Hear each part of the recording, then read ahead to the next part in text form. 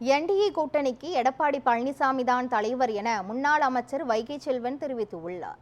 திருவள்ளூர் மாவட்டம் திருநின்றவூர் நகராட்சியில் மக்களுக்கான வளர்ச்சிப் பணிகள் மற்றும் அடிப்படை வசதிகள் ஏதும் செய்து தரவில்லை என்பதை கண்டித்து அதிமுக சார்பில் கண்டன ஆர்ப்பாட்டம் நடைபெற்றது.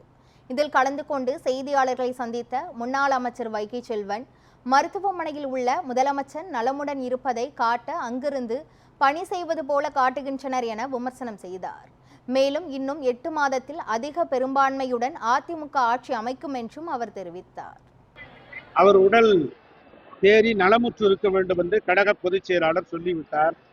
அது ஒரு பக்கம் இருந்தாலும் தான் உடல்நிலை சரியில்லை, தனக்கு எந்த பிரச்சனையும் இல்லை என்று காட்டிக் கொள்வதற்காக முதலமைச்சர் ஆய்வு நடத்தியிருக்கிறார் என்றுதான் விமர்சனங்கள் எழுந்திருக்கிறது. நன்றாக இருக்கிற போதே இந்த ஆய்வுகளை செய்யாமல் தூங்கிக் கொண்டிருந்து விட்டு இப்போது உடல்நிலை சரியில்லாமல் இருக்கிற போது ஆய்வு செய்கிறேன் என்று சொன்னால் தமிழக மக்கள் நம்ப மாட்டார்.